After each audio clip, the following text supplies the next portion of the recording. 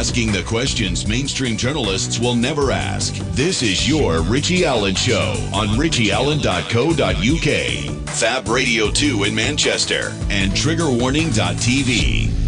I don't make notes as such, I make bullet points, but I did make a little note because on Monday I spoke with the dollar vigilante Jeff Berwick, and I also spoke with Professor Steve Keen. Those interviews, if you missed them, are available now on youtube.com or podomatic.com. Thanks to Simon again for looking after the YouTube channel. So it was an interesting kind of economics show. It was an economics show on Monday. Now Jeff, of course, is a libertarian and he's a free marketeer, is Jeff. And I love those chats that I have with him about free market and public ownership and all of that. So I had a nice email from Peter, who is a supporter of the programme and emails me from time to time. And he said, Richie, you know how I love what you do and agree with you 97% of the time. And then he says in brackets, 100% if we exclude economic remedies to fix our financial systems. I am a libertarian in the Ron Paul, Jeff Berwick mould.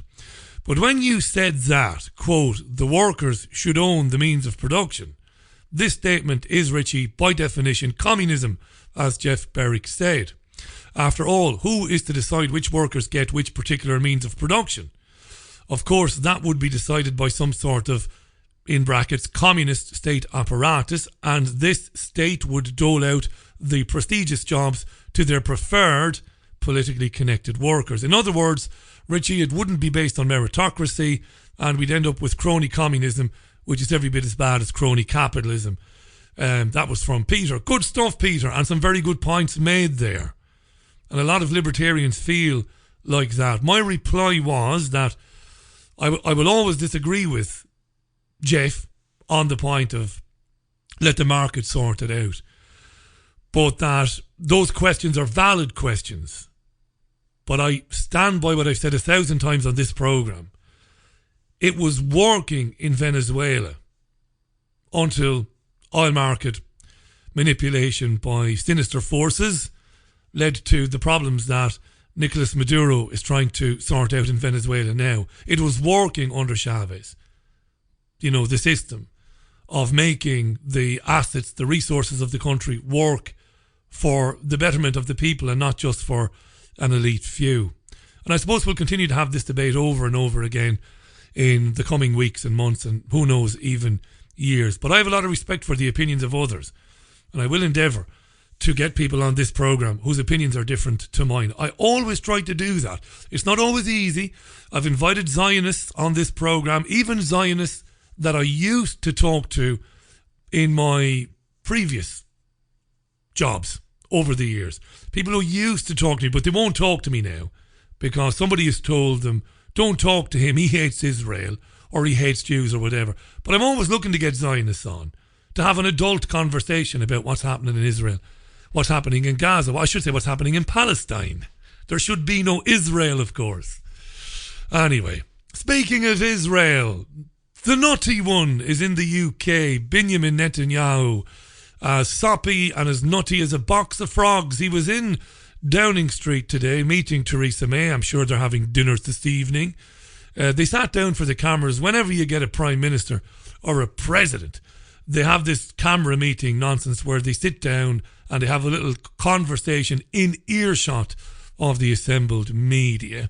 May said to him in front of the cameras that she'd like to talk about Iran. May said that the UK was committed to the Iranian nuclear deal and the UK would remain committed to that unless Iran reneged on its end of the deal. Then Theresa May brought up Gaza and the slaughter of hundreds of Palestinians lately. This is what May said. I have worked on this audio because it's poor quality. I think my work has borne fruit. I think you'll be able to hear exactly what May says. I also hope we will be able to talk about the situation in Gaza. We have been concerned about the loss of Palestinian lives. We, as you know, the UK absolutely recognises the right that Israel has for self-defence against the activities of extremists and terrorists. But with 100 Palestinian lives lost and a deteriorating situation in Gaza, I hope we can talk about how we can alleviate that situation, how we can ensure that we can get back to a position where we're able to find a way through to talk about a two-state solution. So many issues for us to talk about together, but very much welcome you here to Downing Street. Oh, you're very welcome, BB, she said. May said that she's got concerns about what happened in Gaza. May is talking through her sphincter. She's about as concerned about the murder of innocent and unarmed Palestinians as she is about the hundreds of thousands of Yemenis whom are dead now or injured horribly because of May's selling weapons to Saudi Arabia. She couldn't give a shite. But what did the nutty one say in response to what she said about Gaza? This is a world-class festival of bullshit from Benjamin Netanyahu. Prepare to be amazed. Just when you think that the liars can't lie, well, they can't find new ways to lie. They couldn't possibly tell more lies. Well, they always find a way. This is Netanyahu's response to May's concerns on Gaza. The fundamental goal of Hamas to destroy Israel. Oh, Jesus. We're not witnessing peaceful protests. In addition to burning our fields, these people are being paid for and pushed by Hamas to try to break into Israel's defenses, kill as many Israelis as they can right next to the border, and kidnap our soldiers. They're burning our fields. They're trying to break into Israel to kidnap our soldiers, he said. Wouldn't I love to have kind of... Do you remember Wes Craven made a film years ago called Shocker? I'd love to have invaded Theresa May's body and took over Theresa May spiritually just for 15 seconds when he said they're kidnapping our soldiers. I would have laughed in his face. I would have vomited the contents of my breakfast that morning into his face. I would have laughed so hard. Are you shitting me, you crazy old bastard? You're saying that these poor fuckers over in Gaza who've got nothing, they're starving, most of them are underweight, right? Malnourished. Most of them are non-violent anyway. Decent folk. You're telling me that they're breaking into Israel, burning your fields, and wait for it, they're kidnapping your soldiers. Oh, for fuck's sake. Wow. To be fair to Theresa May, and it's not very easy for me to be fair to Theresa May, if you look at the footage of it, she's not too impressed because she knows it's bullshit. She can smell it. 'Tis like being in Suffolk. 'Tis like being in Purley in Surrey, the lovely countryside. When you have the window down in the car, you can just smell the manure wafting from the vocal cords of Netanyahu. They are kidnapping our soldiers, he said. Wow. What else did he say? This is not a non-violent protest, quite the contrary. We are doing everything we can to both minimize casualties and at the same time protect Israeli lives. We're doing everything we can to minimize casualties and protect Israeli lives. They're shooting nurses, medics, in the chest, children, teenagers. But we're doing everything we can to minimize the casualties, said Bibi in his Brooklyn brogue. Oh, the lies. I think you recognize this. It's a new technique. It's a tactic of terrorists to attack civilian targets and hide behind civilians, or in this case, use civilians as human shields. I think we should condemn it. That lie is as old as the lie about original sin. They're using civilians as human shields. They're paying civilians to try and break into Israel. Yeah. We'll leave that one alone, will we, for the moment? I'm sure there'll be some joint statement later on. It might even have happened since I came on air between the two prime ministers. What a sham. Of course, May and Netanyahu are not equals at all. But we won't get into that. We've talked about that so many times before. Now, Argentina has cancelled a football match with Israel due to take place on Saturday in Jerusalem. Now, this was reported on by the BBC today and Sky News, but differently. The BBC's story strongly implied that the Argentinian football players, some of them had decided they didn't want to play the game because of, well, reasons of political conscience. Gonzalo Higuain, is that how you say it? I should know, I'm a football fan. Gonzalo Higuain, he's a Real Madrid striker, I think, playing for Argentina. He said that the country had finally done the right thing in cancelling the match. Israel's defence minister Avigdor Lieberman said it was too bad that Argentina's players didn't withstand the pressure of the Israeli-hating inciters.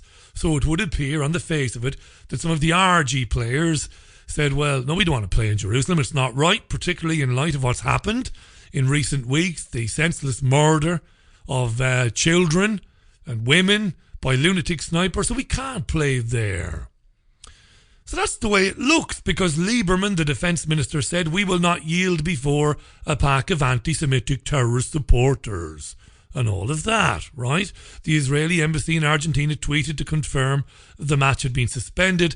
Netanyahu called the Argentinian president to try and get the game to go ahead, but was told by Mauricio Macri that there was nothing he could do. It was in the hands of the players.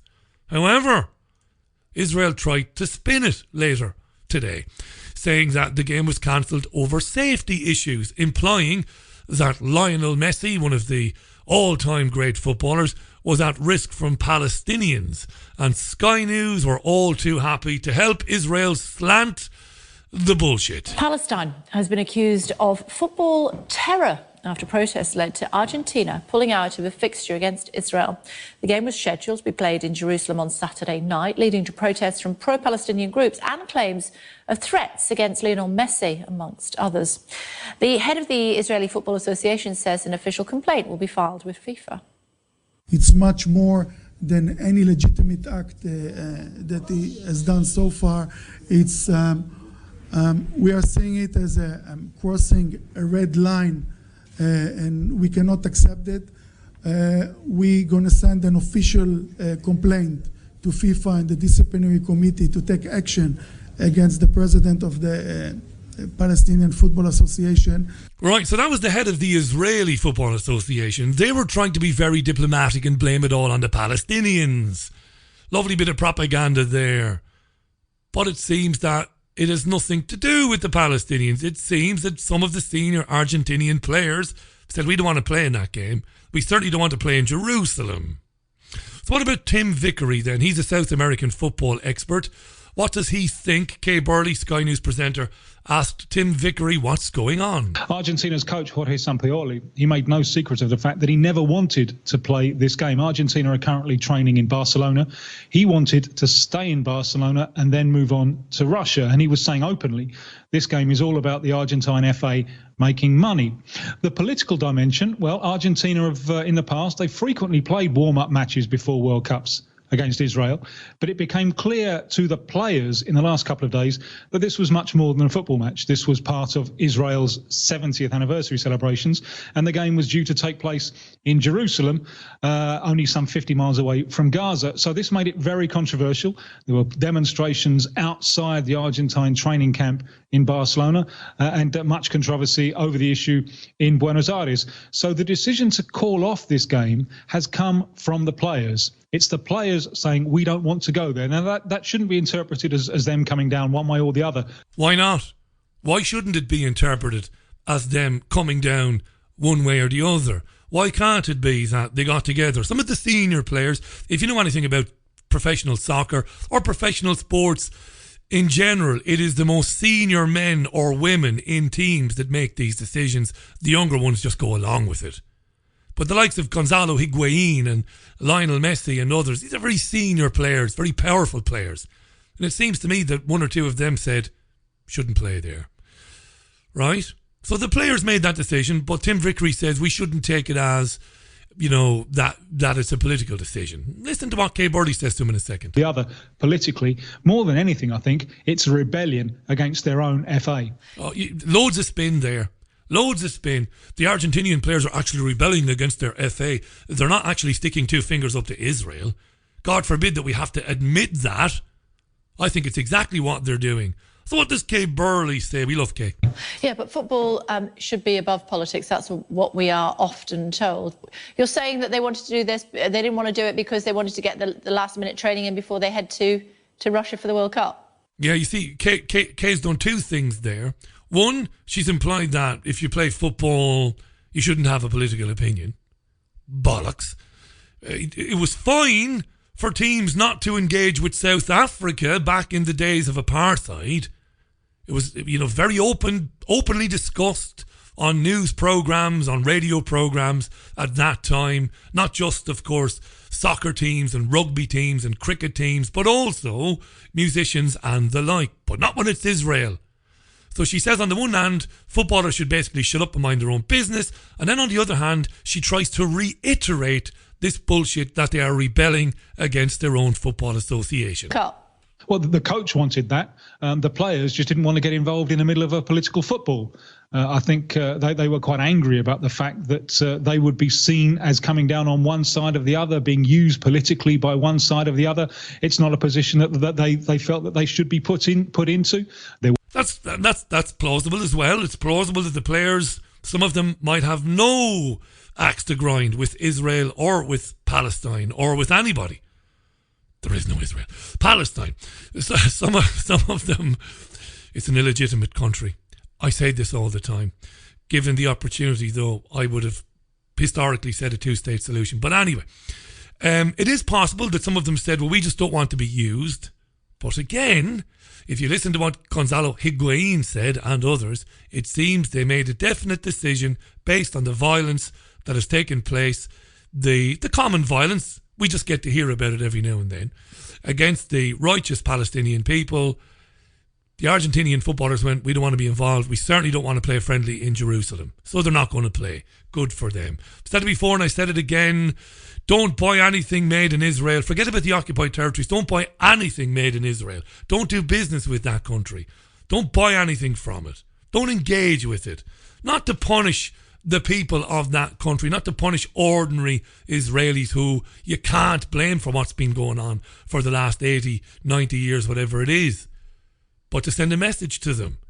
If our governments won't do anything about it, we will. Check out bdsmovement.net. 23 and a half minutes past the hour. So to the Skripals then. The Skripals. I love the the Russian embassy in London. They just won't let it go about the Skripals, nor should they.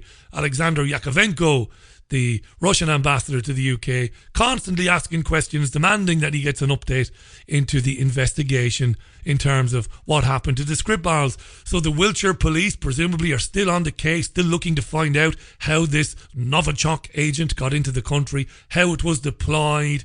There are still, as you will hear in this report in a second, there are still dozens and dozens of anti-terrorist agents walking around Salisbury trying to find out what the bloody hell went on. This is the most farcical story that this programme, the Richie Allen Show here in Manchester, has covered. It's ludicrous. Keir Pritchard is the chief constable with Wiltshire Police. You'll hear him in a second. This is a report filed by Tom Parmenter for Sky News, the latest on the Skripal. In most investigations, 3 months is a good amount of time. In this one, the police say it simply isn't enough. Sergei Skripal and his daughter Yulia may have been discharged from hospital, but 100 counter-terrorism officers are still trying to establish how the nerve agent got to Salisbury. The Chief Constable of Wiltshire Police is asking for patience. There's still, for example, no publicly identified suspect. It doesn't surprise me just because of the sheer scale and enormity of this case. Never before have we seen an attack of this nature in the UK, and of course that's unprecedented. It requires hours and hours of time and dedication to try to pinpoint exactly the circumstances of the events. So I'm sure it's the question we're all waiting for the answer for, and I'm absolutely confident that that day will come. But at the moment we need to give them the space. This has been the only glimpse of Yulia Skripal since her release. She and her father are still in the UK, but the security around them remains secret. So it's great news that they've recovered. It's great news that they've been discharged. I'm not really at liberty to be able to go into any further information around where they are and how they are. That secrecy has allowed the Russian state, led by their embassy in London, to continually question whether the Skripals are now being held against their will. Moscow has repeatedly denied any involvement. The UK government say only the Russians have the means and motive to poison the former double agent. What a load of nonsense that. Facts. How many times have I said it? I'm claiming that, by the way. We live in a post-fact world. That's mine. Put that on a t-shirt. Put my name under it. I'll never have anything else attributed to me. Facts don't matter. The ingredients and the means to make this stuff was on a book that was available to buy on Amazon. And you didn't need to import any exotic ingredients, to make it. You could make it with ingredients that you could find in any supermarket. The lies are massive. I could have made it. And I was the worst in the world at following instructions. I never made an Airfix model. I never put a jigsaw together. I could never do that. My brain doesn't work like that. But apparently even a klutz like me could put together Novichok. Lies.